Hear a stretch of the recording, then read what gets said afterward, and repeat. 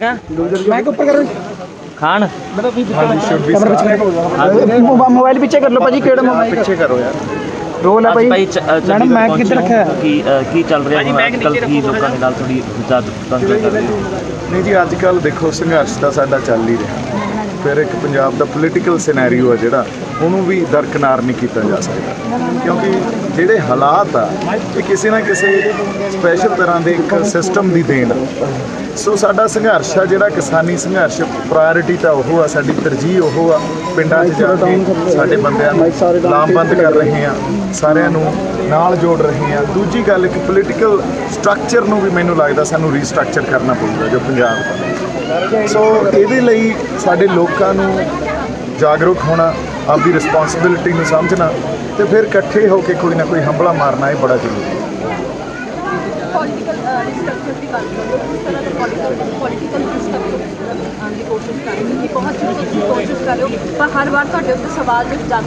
मेरे माइक हाँ जी नहीं जी कोशिश देखो ये कोई एडा सौखा काम तो है और ये दिनों की गल भी नहीं है महीनों की गल नहीं है ये लंबा समा लग सकता तो लगता होंगे क्योंकि एक 70 सालों का एक सिस्टम बनया होया जो मैं हुणे बोल भी रहा सी उहदे च मैं एक ही गल कर रहा सी भी साडे जिहड़े बंदे आ उन्होंने तो ऑब्जेक्ट समझते हैं साडे पोलीटिकल लीडर ते आप सबजैक्ट आ वो ऑब्जेक्ट आ उन्होंने जिवें कोई वस्तु नहीं हुंदी वस्तु की तरह उन्होंने वरतते हैं हुण वस्तु तो वोटां पवा लो वस्तु नूं जिधर मर्जी खड़ा करा लो सो फिर असीं जे कहने भी बदलाव आऊगा तो बड़ा औखा पहलां तो साडे कलैक्टिव कॉन्शियसनैस ਜਿਹੜੀ ਆ ਉਹਨੂੰ ਪੈਦਾ ਕਰਨਾ ਪੈਣਾ ਸਾਨੂੰ ਆਪਦੇ ਲੋਕਾਂ ਨੂੰ ਜਾਗਰੂਕ ਕਰਨਾ ਪੈਣਾ ਉਹਦੇ 'ਚ ਹਰ ਬੰਦੇ ਨੂੰ ਆਪਦੀ ਰਿਸਪੌਂਸਿਬਿਲਿਟੀ ਨੂੰ ਸਮਝਣਾ ਪੈਣਾ ਵੀ ਸਮਾਜ ਪ੍ਰਤੀ ਉਹਦੀ ਕੀ ਰਿਸਪੌਂਸਿਬਿਲਿਟੀ ਹੈ ਔਰ ਇੱਥੇ ਬਦਲ ਕਿਵੇਂ ਲੈ ਕੇ ਆਵਾਂਗੇ ਅਸੀਂ ਤਾਂ ਬਦਲ ਕੋਈ ਇੱਕ ਬੰਦੇ ਦੀ ਬਦਲ ਦੀ ਲੋੜ ਹੈ ਕਿਸ ਤਰ੍ਹਾਂ ਦੇ ਬਦਲ ਦੀ ਬਾਈ ਜੀ ਇੱਕ ਤਾਂ ਮੈਂ ਇਹ ਮੰਨਦਾ ਵੀ ਜਿਹੜਾ ਤਣਾਅ ਤੇ ਟਕਰਾਅ ਪੈਦਾ ਹੋ ਰਿਹਾ ਨਾ ਇੱਕ ਸਾਡੇ ਸਮਾਜ 'ਚ ਉਹ ਤਣਾਅ ਤੇ ਟਕਰਾਅ ਇਸ ਕਰਕੇ ਪੈਦਾ ਹੋ ਰਿਹਾ ਕਿਉਂਕਿ ਡੋਮੀਨੇਸ਼ਨ ਦੀ ਇੱਕ ਜਿਹੜੀ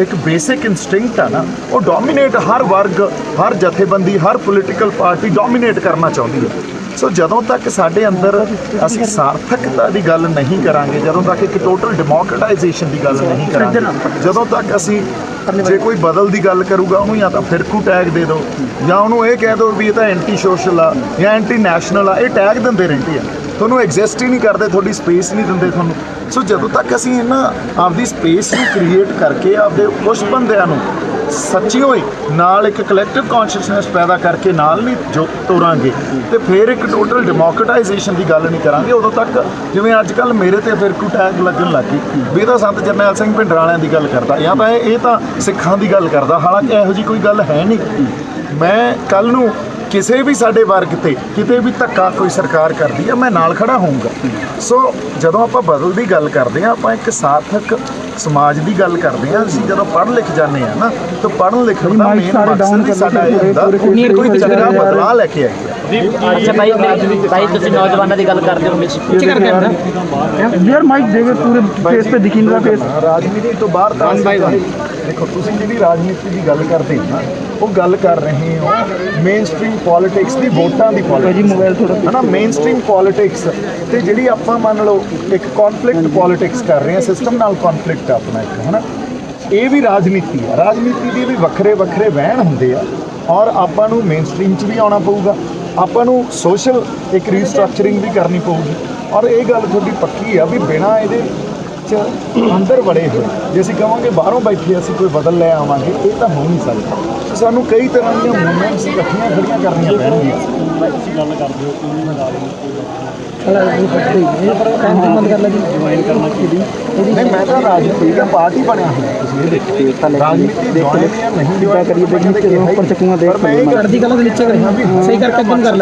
नहीं हजे मैं चोणा च खड़ा होके ते ये कह लो भी एक किसी पर्टिकुलर पार्टी नाल एसोसीएट हो जा ते दुनिया नूं या पंजाब नूं उस पार्टी दे ऐनक चों ही देखण लग जा फिर तां वो पार्टी हित पहलां हुंदे आ लोकां दे हित बाद च हुंदे आ हजे तां असीं ਬੜੇ ਜਦੋਂ ਮੈਂ ਕਿਹਾ ਵੀ ਪਿੰਡਾਂ 'ਚ ਜਾ ਕੇ ਲੋਕਾਂ ਨੂੰ ਸ਼ਹਿਰਾਂ 'ਚ ਜਾ ਕੇ ਮਿਲ ਕੇ ਕੁਝ ਇਹੋ ਜਿਹੇ ਬੰਦੇ ਇਕੱਠੇ ਕਰੀਏ ਜਿਹੜੇ ਬੰਦੇ ਵਾਕਈ ਚਾਹੁੰਦੇ ਆ ਵੀ ਅਸੀਂ ਆਪਦੇ ਲੋਕਾਂ ਖਾਤਰ, ਆਪਦੀ ਧਰਤੀ ਖਾਤਰ ਕੁਝ ਕਰ ਸਕੀਏ। ਇਹ ਤੜਪ ਜਿਨ੍ਹਾਂ ਦੇ ਅੰਦਰ ਪਈ ਆ, ਉਹਨਾਂ ਬੰਦਿਆਂ ਨੂੰ, ਉਹਨਾਂ ਰੂਹਾਂ ਨੂੰ ਇਕੱਠੇ ਕਰਨਾ ਬਹੁਤ ਜ਼ਰੂਰੀ ਹੈ। ਭਾਈ ਨੌਜਵਾਨਾਂ ਨੂੰ ਤੁਸੀਂ ਦੱਸ ਐਸਾ ਗੱਲ ਕਰਦੇ ਹੋ, ਪਰ ਨੌਜਵਾਨਾਂ ਦਾ ਹੁਣੇ ਹਾਲੀ ਦੇ ਸਾਡੇ ਪੁਲਿਸ ਇਨਕਾਊਂਟਰ ਕਰ ਦਿੰਦੀ ਹੈ, ਬਾਅਦ ਚ ਗੱਲ ਉੱਠਦੀ ਵੀ ਫੇਕ ਇਨਕਾਊਂਟਰ ਬਾਹਰ ਵਾਲੇ ਸਰਕਾਰ ਨੇ ਉਹ ਕਹਿੰਦੇ ਵੀ ਫੇਕ ਇਨਕਾਊਂਟਰ ਕੀਤਾ। ਨੌਜਵਾਨਾਂ ਨਾਲ ਤਾਂ ਇਹ ਕੁਛ ਹੋ ਰਿਹਾ, ਜਿਹੜੇ ਨੌਜਵਾਨ ਥੋੜਾ ਅੱਗੇ ਆਉਣ ਦੀ ਕੋਸ਼ਿਸ਼ ਕਰ ਰਹੀ ਹੈ, ਪੁਲਿਸ ਕਹਿੰਦੇ ਪੁਲਿਸ ਆਪ ਗੈਂਗਸਟਰ ਬਣਾਉਂਦੀ ਹੈ, ਫਿਰ ਮਾਰ ਦਿੰਦੀ ਹੈ। ਇਹ ਤਾਂ ਸਾਨੂੰ ਪਤਾ। ਮੇਰੇ ਤਾਂ ਤੁਸੀਂ ਇਹ ਦੇਖੋ, ਜਦੋਂ ਆਪਾਂ ਇਹਦੇ ਤੇ ਜੋਰਾ ਕੀਤੀ ਸੀ, ਉਹਦਾ ਬੇਸਿਕ ਮੁੱਦਾ ਹੀ ਇਹ ਸੀ ਵੀ ਇਹ ਸਿਸਟਮ ਕ੍ਰੀਏਟ ਕਰਦਾ, ਸਿਸਟਮ ਜਨਰੇਟ ਕਰਦਾ। ਜਿਹੜੇ ਇੱਥੇ ਆਪਾਂ ਕਹਿ ਦਈਏ ਵੀ ਕੋਈ ਗੈਂਗਸਟਰ ਬਣ ਜਾਂਦਾ, ਕੋਈ ਇੱਥੋਂ ਚਲਾ ਜਾਂਦਾ, ਕੋਈ ਨਸ਼ਿਆਂ 'ਚ ਪੈ ਜਾਂਦਾ, ਕੋਈ ਹੋਰ ਛੋਟੇ ਪੈਟੀ ਕ੍ਰਾਈਮਸ ਕਰਨ ਲੱਗ ਜਾਂਦਾ। ਜਦੋਂ ਤੱਕ ਅਸੀਂ ਬਿਮਾਰੀ ਨੂੰ, ਜਿਹੜੇ ਬੰਦੇ ਕੋਈ ਗੈਂਗਸਟਰ ਬਣਨਾ, ਕੋਈ ਨਸ਼ਿਆਂ 'ਚ ਪੈਣਾ, ਇਹ ਤਾਂ ਲੱਛਣ ਆ ਬਿਮਾਰੀ ਦੇ, ਹੈ ਨਾ। ਜਦੋਂ ਤੱਕ ਬਿਮਾਰੀ ਨੂੰ ਜੜੋਂ ਨਹੀਂ ਪੱਟਾਂਗੇ ਨਾ, ਉਦੋਂ ਤੱਕ ਬਾਈ ਇਹ ਲੱਛਣਾਂ ਨੇ ਪੈਦਾ ਹੁੰਦਾ ਹੀ ਰਹਿਣਾ। ਹੁਣ ਜੇ ਸਾਡਾ ਖੂਨ ਮੰਨ ਲਓ ਕਿਤੇ ਖਰਾਬ ਆ ਤੇ ਸਾਡੇ ਸਰੀਰ ਤੇ ਫੋੜੇ ਹੋ ਗਏ, ਅਸੀਂ ਫੋੜਿਆਂ ਦੀ ਦਵਾਈ ਨਹੀਂ ਲੈਂਦੇ, ਅਸੀਂ ਖੂਨ ਨੂੰ ਸਾਫ਼ ਕਰਦੇ ਹਾਂ ਪਹਿਲਾਂ। ਤੇ ਕਿਉਂਕਿ ਜੇ ਫੋੜਿਆਂ ਦੀ ਦਵਾਈ ਲੈ ਲਈ ਤਾਂ ਉਹਨੇ ਹਫ਼ਤੇ ਜਾਂ ਮਹੀਨੇ ਬਾਅਦ ਫੇਰ ਹੋ ਜਾਣਾ। ਸੋ ਸਾਨੂੰ ਬਿਮਾਰੀ ਨੂੰ ਸਮਝਣਾ, ਬਿਮਾਰੀ ਨੂੰ ਜੜੋਂ ਪੱਟਣਾ ਪਊਗਾ, ਇਹ ਬਹੁਤ ਜ਼ਰੂਰੀ ਆ। ਸੋ ਇਹਦਾ ਹੱਲ ਇਨਕਾਊਂਟਰ ਥੋੜੀ ਆ, ਉਹਦਾ ਇੱਕ ਬੰਦੇ ਨੂੰ ਤੁਸੀਂ ਜਿਵੇਂ ਅੱਜ ਆਪਾਂ ਅੰਦਰ ਵੀ ਗੱਲ ਕਰ ਰਹੇ ਸੀ ਵੀ ਤੁਸੀਂ ਮਨ ਨੂੰ ਬਦਲੋਗੇ, ਔਰ ਮਨ ਨੂੰ ਕਿਵੇਂ ਬਦਲਿਆ ਜਾਊਗਾ, ਇਹਦੇ ਲਈ ਤਾਂ ਫਿਰ ਇੱਕ ਲੰਬੀ ਡਿਸਕਸ਼ਨ ਆ। ਜਦੋਂ ਤੱਕ ਉਹਨਾਂ ਦੇ ਮਨਾਂ ਨੂੰ ਸੰਬੋਧਨ ਨਹੀਂ ਕਰੋਗੇ, ਜਿੰਨੇ ਮਰਜ਼ੀ ਕਾਨੂੰਨ ਬਣਾ ਲਓ, ਜਿੰਨੇ ਮਰਜ਼ੀ ਨਿਯਮ ਬਣਾ ਲਓ, ਜੇ ਅਸੀਂ ਕਹੀਏ ਵੀ ਇੱਥੇ ਕ੍ਰਿਮੀਨਲ ਐਕਟੀਵਿਟੀਜ਼ ਘੱਟ ਹੋ ਜਾਣਗੀਆਂ, ਨਸ਼ਾ ਘੱਟ ਜੂਗਾ, ਜਾਂ ਇੱਥੇ ਤਣਾਅ ਤੇ ਟਕਰਾਅ ਘੱਟ ਜੂਗਾ ਸਮਾਜ 'ਚ, ਇਹ ਤਾਂ ਪੋਸੀਬਲ ਹੀ ਨਹੀਂ। ਕਿਸਾਨੀ ਮੋਰਚੇ ਦੀ ਗੱਲ ਕਰੀਏ ਆਪਾਂ, ਕਿਸਾਨੀ ਮੋਰਚੇ ਤੇ ਤੁਹਾਡੀ ਐਬਸੈਂਸ ਹੈ ਕਾਫੀ ਟਾਈਮ ਤੋਂ, ਕਦੋਂ ਵਾਪਸ ਆ ਰਹੇ ਹੋ? ਨਹੀਂ ਜੀ, ਐਬਸੈਂਸ ਨਹੀਂ ਹੈ। ਦੇਖੋ ਸਾਡੇ ਉੱਥੇ ਸਾਰੇ ਬੰਦੇ ਤਾਂ ਉੱਥੇ ਹੀ ਬੈਠੇ, ਔਰ ਹੁਣ ਮੈਂ ਤਾਂ ਪਿੰਡੋਂ ਪਿੰਡ ਹੀ ਹੋਇਆ ਹੋਇਆ, ਕਿਉਂਕਿ ਲਾਮਬੰਦੀ ਤਾਂ ਪਿੰਡਾਂ 'ਚੋਂ ਹੀ ਕਰਨੀ ਹੈ। ਔਰ ਉਹਨਾਂ ਪਿੰਡਾਂ 'ਚੋਂ ਕਈ ਵਾਰੀ ਕੀ ਹੋ ਗਿਆ, ਜਦੋਂ 26 ਜਨਵਰੀ ਦੀ ਜੋ ਘਟਨਾ ਹੋਈ ਆ ਨਾ, ਉਹਦੇ ਤੇ ਬਹੁਤ ਵੱਡਾ ਇੱਕ ਬਿਰਤਾਂਤ ਰਚ ਦਿੱਤਾ ਗਿਆ। ਸਰਕਾਰ ਨੇ ਰਚਿਆ, ਤੇ ਸਰਕਾਰ ਨੇ ਕਿਵੇਂ ਮਾਨਸਿਕਤਾ ਫੜੀ ਲੋਕਾਂ ਦੀ, ਉਹ ਫਲੈਗ ਜਾਂ ਉਹ ਸਾਡਾ ਨਿਸ਼ਾਨ ਸਾਹਿਬ ਜਿਹੜਾ ਹਿਊਮਨ ਰਾਈਟਸ ਦੀ ਜਿੱਥੇ ਉਲੰਘਣਾ ਹੁੰਦੀ ਆ ਉੱਥੇ ਮੌਜੂਦ ਹੁੰਦਾ। ਸ਼੍ਰੀ ਗੁਰੂ ਤੇਗ ਬਹਾਦਰ ਸਾਹਿਬ ਜਦੋਂ ਦਿੱਲੀ ਜਾ ਕੇ ਸ਼ਹੀਦੀ ਦਿੰਦੇ ਆ, ਉਹ ਕਿਸ ਖਾਤਰ ਦਿੰਦੇ ਆ? ਹਿਊਮਨ ਰਾਈਟਸ ਦੀ ਉਲੰਘਣਾ ਹੀ ਹੋਈ ਸੀ ਨਾ। ਉਦੋਂ ਬੰਦਿਆਂ ਨੂੰ ਮਾਰਿਆ ਹੀ ਜਾ ਰਿਹਾ ਸੀ, ਧਰਮ ਪਰਿਵਰਤਨ ਕੀਤਾ ਜਾ ਰਿਹਾ ਸੀ, ਤੇ ਉਹ ਜਿੱਥੇ ਜਾ ਕੇ ਉਹਦੀ ਰਿਪਰੈਜ਼ੈਂਟੇਸ਼ਨ ਇਕੱਲੇ ਧਰਮ ਦੇ ਨਾਂ ਤੇ ਹੀ ਕਰ ਦਿੱਤੀ ਜਾਣੀ, ਤੇ ਉਹਨੂੰ ਇੱਕ ਕਲਚਰ ਨੂੰ ਜਾਂ ਇੱਕ ਹਿਊਮਨ ਰਾਈਟਸ ਵਾਇਲੇਸ਼ਨ ਨੂੰ ਸਿੰਬਲਾਈਜ਼ ਹੀ ਨਹੀਂ ਕਰਨਾ, ਇਹ ਸਰਕਾਰਾਂ ਕੰਮ ਕਰਦੀਆਂ ਹੁੰਦੀਆਂ। ਤਾਂ 26 ਤਰੀਕ ਤੋਂ ਬਾਅਦ ਇੱਕ ਬਹੁਤ ਤਰ੍ਹਾਂ ਦਾ ਸਾਡੇ ਆਪਦੇ ਅੰਦਰ ਹੀ ਇੱਕ ਕੌਨਫਲਿਕਟ ਪੈਦਾ ਕਰ ਦਿੱਤਾ ਗਿਆ, ਸਰਕਾਰ ਨੇ ਕੀਤਾ। 26 ਤਰੀਕ ਤੋਂ ਬਾਅਦ ਦੀ ਘਟਨਾ ਤੋਂ ਬਾਅਦ ਜਿਹੜਾ ਅੰਦੋਲਨ ਹੈ ਉਹ ਉਸ ਢੰਗ ਦਾ ਅੰਦੋਲਨ ਬਣ ਪਾਇਆ ਜਿਹੜਾ 26 ਤਰੀਕ ਤੋਂ ਪਹਿਲਾਂ? ਨਹੀਂ ਜੀ, 26 ਤੋਂ ਇਹ ਤਾਂ ਹੁਣ ਆਪਾਂ ਮੰਨਣੀ ਪਊ ਨਾ ਗੱਲ। 26 ਤੋਂ ਪਹਿਲਾਂ ਤਾਂ ਤੁਸੀਂ ਵੀ ਸਾਰੇ, ਹਰ ਸ਼ਖਸ ਉੱਥੇ ਸੀ, ਕਿੱਡਾ ਵੱਡਾ ਜਜ਼ਬਾ ਤੇ ਹਿੰਮਤ ਹੌਸਲਾ ਸੀ। 26 ਤਰੀਕ ਨੂੰ ਜੋ ਕੁਝ ਵਾਪਰਿਆ ਉਹਦੇ 'ਚ ਥੋੜੀ ਜਿਹੀ ਡਿਸਇਲੂਜਨ ਤਾਂ ਹੋਏ ਆ ਲੋਕ, ਪਰ ਉਹ ਡਿਸਇਲੂਜਨ ਕਿਉਂ ਹੋਏ ਆ? ਉਹ ਸਾਡੀਆਂ ਆਪਣੀਆਂ ਗਲਤੀਆਂ ਵੀ ਆ, ਤੇ ਸਰਕਾਰ ਤਾਂ ਚਾਹੁੰਦੀ ਸੀ ਵੀ ਇਹ ਕੰਮ, ਉਹ ਟ੍ਰੈਪ ਸੀ ਇੱਕ ਸਰਕਾਰ ਦਾ। ਤੁਸੀਂ ਇਹ ਵਾਰ-ਵਾਰ ਮੈਂ ਗੱਲਾਂ ਲਿਜਾਂਦਾ ਰਿਹਾ ਵੀ ਸਾਨੂੰ ਉਹ ਆਪ ਖਿੱਚ ਕੇ ਲੈ ਕੇ ਗਏ ਆ ਬੰਦਿਆਂ ਨੇ। ਹੁਣ ਤੁਹਾਨੂੰ ਲੱਗਦਾ ਗੱਲ ਕਿਸਾਨ ਆਗੂ ਦੀ ਯਾਰ ਪਰ ਨਿਭਾ ਨਹੀਂ ਪਾਈ, ਕਿਸਾਨ ਆਗੂਆਂ ਦੀ ਜਿਹੜੀ ਭੂਮਿਕਾ ਸੀ, ਜਿਸ ਤਰ੍ਹਾਂ ਨਾਲ ਲੋਕ ਉਹਨਾਂ ਤੇ ਵਿਸ਼ਵਾਸ ਕਰ ਰਹੇ ਸੀ, ਉਸ ਭੂਮਿਕਾ ਨੂੰ ਸਹੀ ਢੰਗ ਨਾਲ ਨਿਭਾ ਨਹੀਂ ਪਾਈ। ਬਾਈ ਜੀ, ਜਿਹੜਾ ਇਹ ਕਿਸਾਨ ਆਗੂ ਜਿਹੜੇ ਸਾਡੇ ਬੜੀ ਇਮਾਨਦਾਰੀ ਨਾਲ, ਜਦੋਂ ਸੰਘਰਸ਼ ਦੀ ਗੱਲ ਕਰੀਏ, ਬੜੀ ਇਮਾਨਦਾਰੀ ਨਾਲ ਤੇ ਸਿੰਸੈਰਿਟੀ ਨਾਲ ਲੜ ਰਹੇ, ਜਿੱਥੇ ਕਿਤੇ ਉਹਨਾਂ ਨੇ ਮਾੜੀ ਮੋਟੀ ਖਤਾ ਕਿਤੇ ਆਏ ਮੰਨ ਲਓ ਵੀ ਮਾੜੇ ਮੋਟੇ ਰਾਹ ਤੋਂ ਭਟਕੇ ਆ, ਸਾਡੀ ਸੰਗਤ ਉਹਨਾਂ ਨੂੰ ਆਪ ਹੀ ਰਾਹ ਤੇ ਲੈ ਆਉਂਦੀ ਹੈ। ਇਹ ਵਰਤਾਰੇ ਵਾਪਰੇ ਆ ਉੱਥੇ, ਔਰ ਮੰਨ ਲਓ ਜੇ ਮੈਂ ਬੈਠਾ, ਲੱਖਾ ਬੈਠਾ, ਕੁਝ ਉਹ ਗੱਲਾਂ ਕਰ ਦਿੰਦੀ ਹੈ, ਪਰ ਉਹਨਾਂ ਨੇ ਇਮਾਨਦਾਰੀ ਤੇ ਸਿੰਸੈਰਿਟੀ ਨਾਲ ਸੰਘਰਸ਼ ਲੜਿਆ। ਅੱਜ ਜੇ ਮੈਂ ਗੱਲਾਂ ਨੂੰ ਅਧਿਐਨ ਕਰਾਂ, ਦੇਖੋ ਪ੍ਰੋਪੇਗੈਂਡਾ ਜਿੰਨਾ ਮਰਜ਼ੀ ਕਰੀ ਜਾਈਏ, ਪਰ ਜੇ ਆਪਾਂ ਗੱਲਾਂ ਦਾ ਅਧਿਐਨ ਕਰੀਏ ਨਾ, ਤਾਂ ਇੱਕ ਸੋਸ਼ਲ ਟੈਰਰ ਜਿਹੜਾ 26 ਨੂੰ ਕ੍ਰੀਏਟ ਕੀਤਾ ਗਿਆ ਨਾ, ਉਹ ਸਰਕਾਰ ਨੇ ਕੀਤਾ, ਔਰ ਉਹ ਸੋਸ਼ਲ ਟੈਰਰ ਦੇ ਸ਼ਿਕਾਰ ਸਾਡੇ ਕਿਸਾਨ ਆਗੂ ਵੀ ਹੋ ਗਏ। ਜਦੋਂ ਆਪਾਂ ਕਹਿੰਦੇ ਆ ਨਾ ਫਰਸ਼ੀਵਾਦ, ਹੁਣ ਬੀਜੇਪੀ ਫਰਸ਼ੀਵਾਦ ਕਰ ਰਹੀ ਹੈ। ਫਰਸ਼ੀਵਾਦ ਕੀ ਆ? ਫਰਸ਼ੀਵਾਦ ਕੱਲਾ ਜ਼ੁਲਮ ਤੇ ਜ਼ਬਰ ਕਰਨਾ ਨਹੀਂ ਹੁੰਦਾ। ਫਰਸ਼ੀਵਾਦ ਕੀ ਹੁੰਦਾ? ਉਹਦਾ ਕੈਰੈਕਟਰਿਸਟਿਕਸ ਕੀ ਆ? ਇੱਕ ਸੁਸਾਇਟੀ ਨੂੰ, ਲੋਕਾਂ ਨੂੰ ਤਿਆਰ ਕੀਤਾ ਜਾਂਦਾ ਸੋਸ਼ਲ ਟੈਰਰ ਕ੍ਰੀਏਟ ਕਰਨ ਵਾਸਤੇ, ਵੀ ਹੁਣ ਤਾਂ ਪਤਾ ਨਹੀਂ ਕੀ ਵਾਪਰ ਜੂ। ਔਰ ਇਹੀ ਗੱਲ ਉੱਤੇ ਮੀਡੀਆ ਰਾਹੀਂ, ਉਹਨਾਂ ਦੇ ਚੈਨਲਸ ਰਾਹੀਂ ਉਹੀ ਮੀਡੀਆ ਜਿਹਨੇ ਕਦੇ ਕਿਸਾਨੀ ਸੰਘਰਸ਼ ਦੀ ਗੱਲ ਨਹੀਂ ਕੀਤੀ ਸੀ। ਤੁਸੀਂ ਸਾਰਿਆਂ ਨੇ ਜਦੋਂ ਤੋਂ ਕਿਸਾਨੀ ਸੰਘਰਸ਼ ਸ਼ੁਰੂ ਹੋਇਆ ਤੁਸੀਂ ਸਾਰਿਆਂ ਨੇ ਸਾਥ ਦਿੱਤਾ। ਮੈਨੂੰ ਦੱਸੋ ਜੇ ਨੈਸ਼ਨਲ ਮੀਡੀਆ ਨੇ ਸਾਥ ਦਿੱਤਾ ਹੋਵੇ ਤਾਂ। ਪਰ 26 ਤਰੀਕ ਨੂੰ ਆਲ ਆਫ ਅ ਸਡਨ ਸਾਰਾ ਨੈਸ਼ਨਲ ਮੀਡੀਆ ਚੱਲ ਪਿਆ ਤੇ ਉਹਨਾਂ ਨੂੰ ਮੁੜ ਕੇ ਸੌਫਟ ਟਾਰਗੇਟ ਲੱਭ ਗਏ। ਸੌਫਟ ਟਾਰਗੇਟ 2 ਬੰਦੇ ਲੱਭ ਗਏ ਜਿਨ੍ਹਾਂ ਨੂੰ ਕੋਈ ਪਿਛੋਕੜ ਨੂੰ ਉਸ ਢੰਗ ਨਾਲ ਸਮਝਿਆ ਜਾ ਸਕਦਾ ਸੀ ਵੀ ਇੱਕ ਲੱਖੇ ਦਾ ਪਿਛੋਕੜ ਵਿਵਾਦ 'ਚ ਰਿਹਾ, ਮੇਰਾ ਪਿਛੋਕੜ ਸਨੀ ਦਿਓਲ ਨਾਲ ਜੁੜਦਾ ਵੀ ਉਹ ਬੀਜੇਪੀ ਦਾ ਇੱਕ ਅੱਜ MP ਆ, ਤੇ ਉਹ ਸੌਫਟ ਟਾਰਗੇਟ ਨੂੰ ਮੂਹਰੇ ਰੱਖ ਕੇ ਸਾਰਾ ਬਿਰਤਾਂਤ ਹੀ ਉਹ ਰਚਤਾ। ਸੋ ਸਰਕਾਰ ਨੇ ਕਿਵੇਂ ਖੇਡਾਂ ਖੇਡੀਆਂ, ਇੱਕ ਸੋਸ਼ਲ ਟੈਰਰ ਕ੍ਰੀਏਟ ਕੀਤਾ ਜਿਹਦੇ ਸਾਡੇ ਕਿਸਾਨ ਆਗੂ ਵੀ ਉਸ ਮੌਕੇ ਤੇ ਸਮਝ ਨਹੀਂ ਪਾਏ।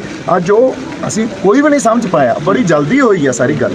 ਪਰ ਅੱਜ ਜਦੋਂ ਇਹਨਾਂ ਗੱਲਾਂ ਨੂੰ ਐਨਾਲਾਈਜ਼ ਕਰਦੇ ਆ ਤਾਂ ਸਾਡੇ ਸਮਝ 'ਚ ਇੱਕ ਗੱਲ ਆ ਰਹੀ ਆ ਵੀ ਸਾਡੇ ਨਾਲ ਵਾਪਰਿਆ ਕੀ ਉੱਤੇ।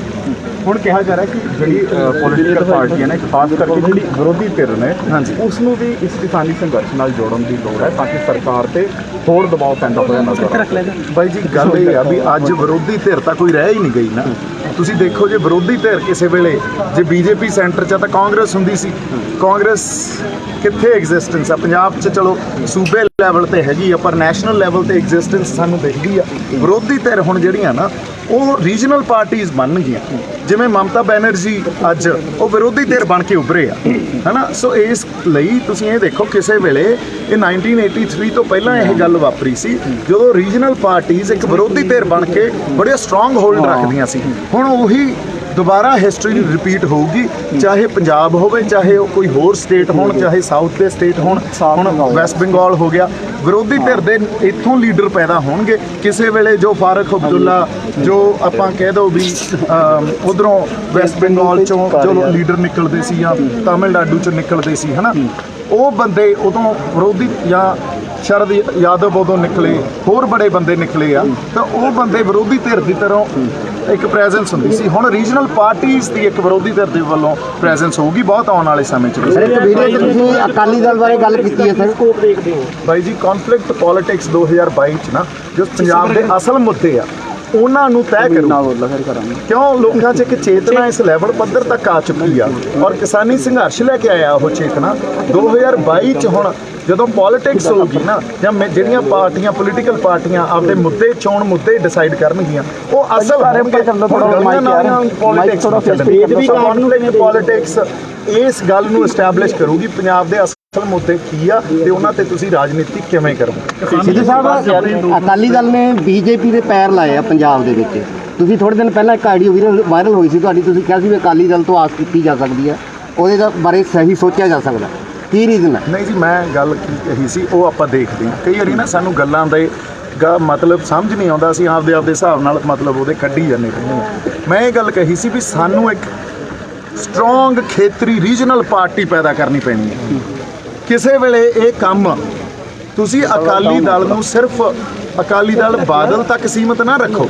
ਅਕਾਲੀ ਦਲ ਦਾ 1940 50 1960 70 ਉਦੋਂ ਜਾ ਕੇ ਦੇਖੋ ਰੋਲ ਕੀ ਸੀ। ਉਸ ਵੇਲੇ ਵੱਧ ਅਧਿਕਾਰਾਂ ਦੀ ਪੋਲਿਟਿਕਸ ਕਰਦੇ ਸੀ ਉਹ। ਉਸ ਵੇਲੇ ਜਦੋਂ ਇੰਦਰਾ ਗਾਂਧੀ ਹੌਲੀ ਹੌਲੀ ਸੂਬੇ ਦੀਆਂ ਪਾਵਰਾਂ ਕੁਤਰ ਕੇ ਉਹਨੂੰ ਸੈਂਟਰਲਾਈਜ਼ ਕਰਤਾ, ਉਹਨੇ ਇੱਕ ਜਗ੍ਹਾ ਇਕੱਠੀਆਂ ਕਰ ਲਈਆਂ ਤੇ ਸੂਬਿਆਂ ਕੋਲੇ ਅੱਜ ਤਾਂ ਪਾਵਰ ਹੀ ਕੋਈ ਨਹੀਂ ਨਾ। ਸੋ ਵੱਧ ਅਧਿਕਾਰਾਂ ਦੀ ਗੱਲ ਕਿਉਂ ਕੀਤੀ ਜਾ ਰਹੀ ਸੀ? ਜਦੋਂ ਸਾਡੇ ਕੋਲੇ ਅਸੀਂ ਆਪਦੇ ਲੋਕਾਂ ਲਈ ਪਾਲਿਸੀ ਨਹੀਂ ਬਣਾ ਪਾਵਾਂਗੇ ਤੇ ਫਿਰ ਸਾਡੀ ਗਵਰਨੈਂਸ ਕਾਹਦੀ ਆ?